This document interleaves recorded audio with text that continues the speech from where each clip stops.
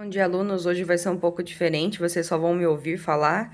Nós vamos tratar então na de ortografia algumas palavras que elas são parecidas, mas que elas têm funções diferentes. Então a primeira que nós vamos falar é a fim de. Isso é uma locução conjuntiva. Locução porque tem mais de uma palavra, tá bem? E elas têm função de conjunção, então elas ligam duas orações. Esse a fim de, dessa forma escrita, tudo separado, ele tem o mesmo sentido que para e o mesmo sentido que com intuito, né? Essa locução conjuntiva, ela é de finalidade, então ela indica ao propósito para que alguma coisa foi feita. Por exemplo, fez tudo aquilo a fim de nos conhecer, né? Então a pessoa fez aquilo para nos conhecer, fez aquilo com o intuito de nos conhecer. Então esse afim é totalmente separado. Do contrário, nós temos o outro afim, que é o afim todo junto com sentido de adjetivo. Ele tem o mesmo significado que igual ou parecido. Esse afim tudo junto, ele é usado quando nós estamos falando de algo que nós concordamos. Possuem pensamentos afins, né? Então, possuem pensamentos parecidos, possuem pensamentos iguais.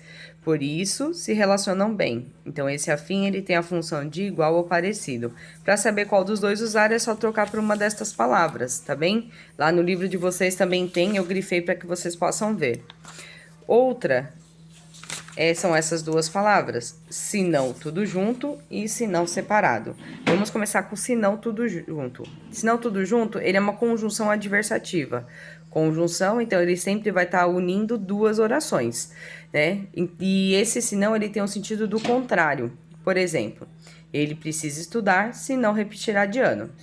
Ele precisa estudar, do contrário, repetirá de ano. Então, ele tem a mesma função, tem a função de dizer algo contrário. Quase um mas, né? Quase o sentido do mas. A outra que é uma conjunção condicional sozinha, mais um advérbio de negação, né? Que é o do tal do se não, ele tem o mesmo sentido de caso não. Por exemplo, se não fosse seu sentido apurado, o detetive estaria perdido. Então, se fosse seu sentido apurado, o detetive estava ok. Se não fosse seu sentido apurado, ele estaria perdido. Então, ele tem esse sentido de caso não. Caso não fosse seu sentido apurado, o detetive estaria perdido.